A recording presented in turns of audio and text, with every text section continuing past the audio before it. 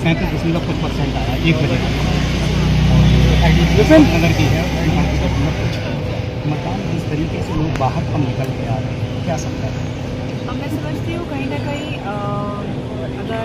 मतदान हो रहा है कम, तो एक वजह इसकी है कि जिस तरह लोग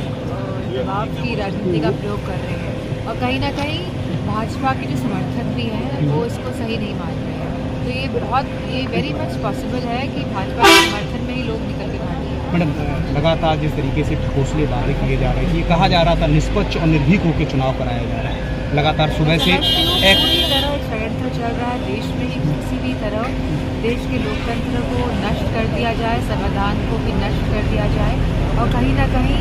ऐसी ताकतें देश में हावी हो जाए, क्योंकि हमने देखा है कि पिछले 10 सालों में कहीं ना कहीं हमारा देश पिछड़ गया है। चाहे बेरोजगारी हो, चाहे महंगाई हो, चाहे पॉलिसीज़ के माध्यम से हो, चाहे महिला सुरक्षा का सवाल हो, चाहे किसानों का सवाल हो, चाहे हमारे फौज का सवाल हो, तो कहीं ना कहीं हम सभी लोग, सभी समाज, सभी वर्ग आज कहीं ना कहीं आहत महसूस कर रहा है, कहीं ना कहीं उपेक्षित महसूस कर रहा है। और लगातार जो स्थिति भारत में बदल रही है पिछले 10 वर्षों में, तो मैं समझती हूँ कोई भी प्रोफेशन का आदमी, मैं सिर्फ प्रोफेशन की याद कर रही हूँ कि कोई प्रोफेशन, चाहे वो व्यापारी हो, चाहे वो किसान हो, चाहे वो जर्नलिस्ट हो, चाहे वो नौकरी परस्त लोग हो, कहीं ना कहीं अपने आप को समझ पा रहे हैं कि सरकार ने आम जनता का कुछ नहीं किया और भावनाओं के साथ खेल कर जो सरकार वोट बटोरती रही है, आज उनका भी पर्दाफाश। मैडम, सुबह से आखिरी सवाल,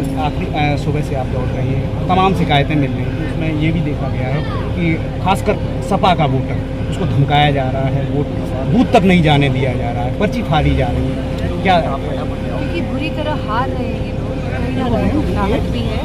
और जिस तरह का जो साथ मिला था यहाँ के कैंडिडेट को, तो मैं समझती हूँ कि उसका भी प्रभाव है कि प्रशासन थोड़ा सी ढिलाई दिखा रहा है, लेकिन हमारे कार्यकर्ता बहुत मजबूती के साथ अच्छा वोट पड़वाने। शुक्रिया मैडम।